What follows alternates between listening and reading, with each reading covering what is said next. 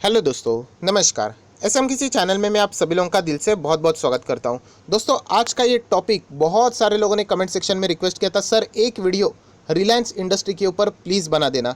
ये रिलायंस इंडस्ट्री में जो ये अभी चीज़ें चल रही है, जिसका न्यूज़ मैंने कल भी आप लोगों को अपडेट करके बता दिया था कि डील यहाँ पे रोक दी गई है, जिसके चलते ऑब्वियसली ये कोई सेलिब्रेट करने वाली बात नहीं। रिलायंस इंडस्ट्री के शेयर के ऊपर प्रेशर ज़रूर आएगा।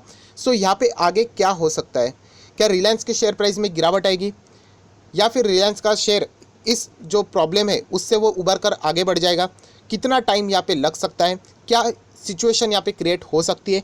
इससे रिलेटेड ए टू जेड सारी इन्फॉर्मेशन इसी एक वीडियो में मिलने वाली है। दोस्तों, वीडियो में दो हिस्से में आपको बताने वाला हूँ।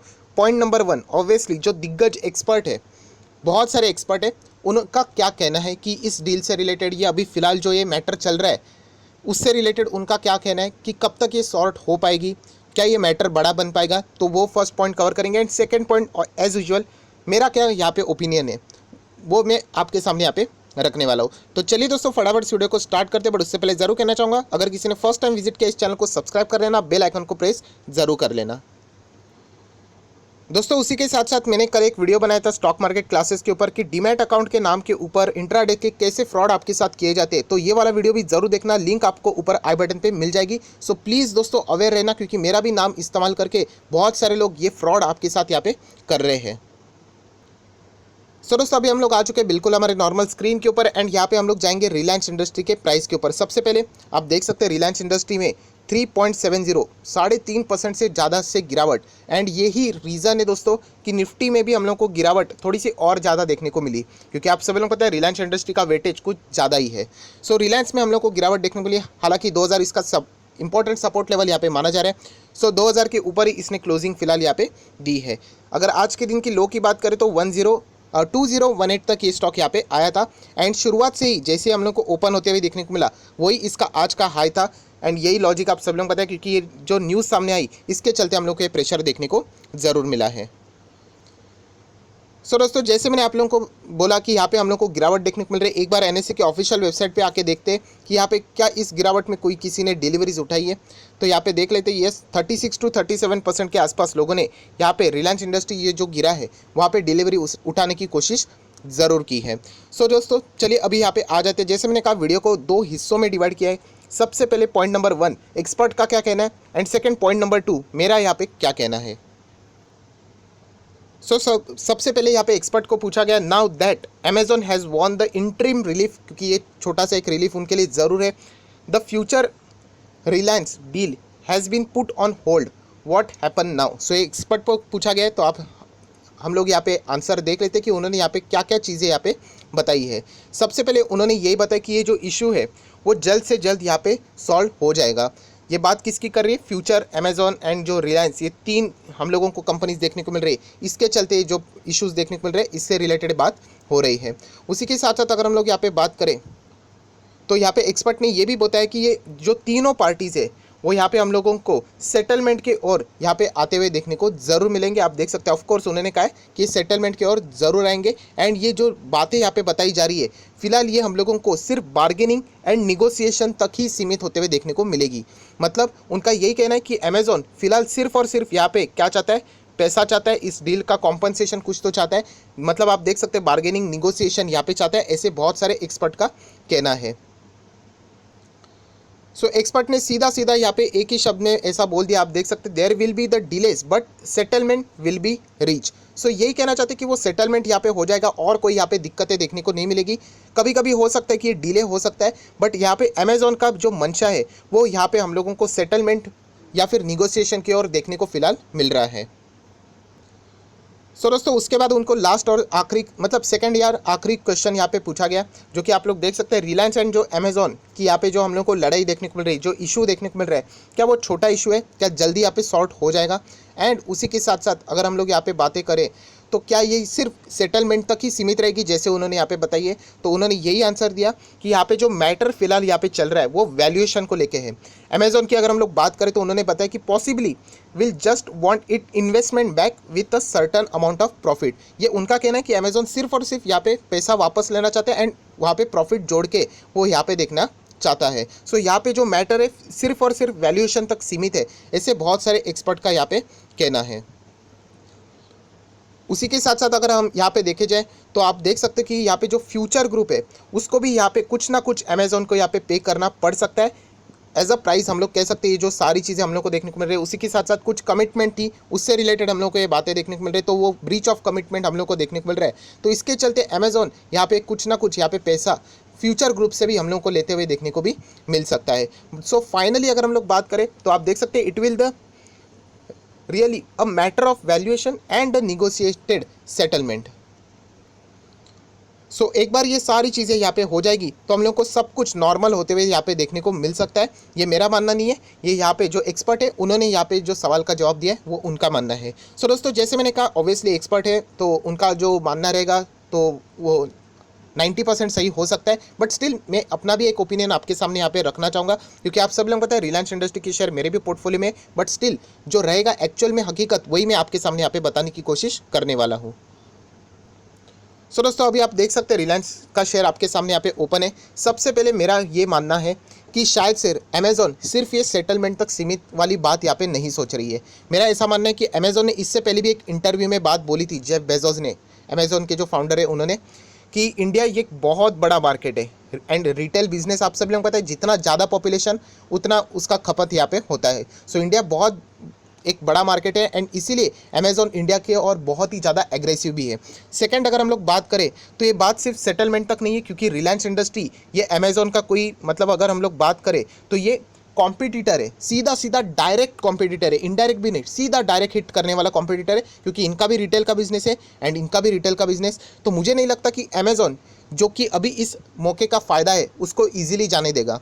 यस दोस्तों, क्योंकि अगर आप देखते हो कि अमेजोन रिटेल का business and plus Singapore court ने यहाँ पे मतलब जो भी है उन्होंने यहाँ पे बोल दिया कि फिलहाल जो इनकी डील है वो होल्ड पे डाल दी गई है, आगे वो फर्दर कंटिन्यू नहीं कर सकते। सो मेरा मानना ये है कि शायद से अमेजोन सिर्फ पैसे तक सीमित ये बात को नहीं रखेगा, वो पूरी कोशिश करेगा कि यहाँ पे ये जो डील है उसको रोक दिया जाए। क्योंकि मैं आपको बताना चाहूँगा अमेजोन ने इससे पहले भी एक बात बोली थी, फ्यूचर ग्रुप को उन्होंने ये बात बोली थी कि वो ये केस को वापस लेने के लिए तैयार है अगर वो यहाँ पे रिलायंस रिटेल के साथ जो 24 से 25 हज़ार करोड़ का जो उनका जो डील है उसको वो तोड़ने के लिए तैयार है। तो क्योंकि प्रॉब्लम ये है दोस्तों, फ्यूचर ग्रुप बुरी तरीके से फंस गया है क्योंकि उसको चाहिए पैसा, किशोर बियानी के ऊपर बहुत ज़्यादा कर्जा है एंड आप सब लोग को पता है टाइम पे अगर पैसा नहीं मिलेगा तो बहुत कुछ उनके साथ जो उनके प्लान्स थे वो यहाँ पे मिसमैच हो सकते हैं। सो फ्यूचर ग्रुप के ऊपर बहुत ही ज़्यादा कर्जा होने के कारण अमेजोन ने ये भी डील एक उनके सामने एक ऑफर यहाँ पे रख दिया था। उसी के साथ साथ अगर हम लोग बात करें तो अमेजोन देखा जाए तो फ्यूचर कूपन में उन्होंने बहुत बड़ी हिस्सेदारी खरीदी थी जो कि फ्यूचर ग्रुप से रिलेटेड ही है एंड उनका ये भी मानना है कि एक रिटेल बिजनेस में उन्होंने ऑलरेडी इन्वेस्ट किया था। सो फ्यूचर ग्रुप दूसरे किसी रिटेल बिजनेस के साथ काम नहीं कर सकता क्योंकि ये क्लॉज में भी लिखा होता है कि वो कॉन्फ्लिक्ट ऑफ इंटरेस्ट रहता है, आप सिमिलर बिजनेस वालों के साथ डील नहीं कर सकते। एंड आइदर अगर आप लोग करना भी चाहते तो आप लोगों ने फर्स्ट जो यहाँ पे आया था उनके साथ यहाँ पे कम्युनिकेट करना चाहिए, उनकी परमिशन लेनी चाहिए जो कि फ्यूचर ग्रुप ने यहाँ पे नहीं ली है। सो इतना बड़ा जो हम लोगों को यहाँ पे मौका देखने को मिल रहा है, किसको मौका देखने को मिल रहा है, अमेजोन को यहाँ पे मौका देखने को मिल रहा है कि ये डील को तोड़ने का।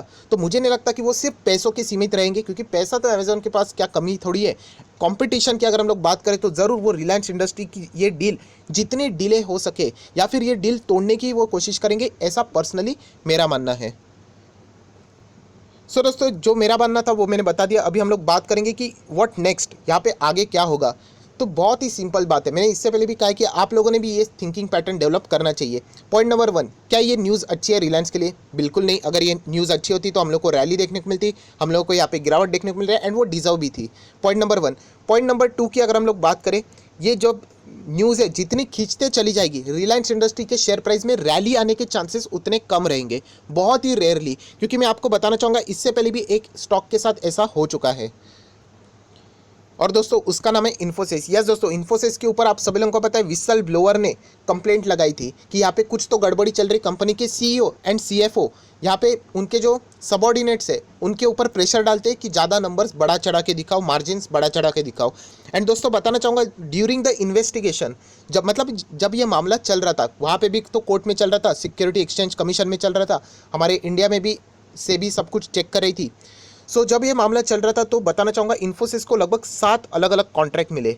अगर ये जो इन्वेस्टिगेशन नहीं चल रही थी तो इन्फोसिस को जब भी ये 7 कॉन्ट्रैक्ट मिले शेयर में हम लोग को तेज़ी देखने को मिल सकती थी, बट इन्फोसिस के शेयर में हम लोग को कुछ भी तेज़ी देखने को नहीं मिली, क्योंकि आप सभी लोग पता है बायर इसीलिए इंतज़ार कर रहे थे कि वहाँ पे जो कोर्ट में जो मैटर चल रहा है उसका आउटपुट क्या आएगा।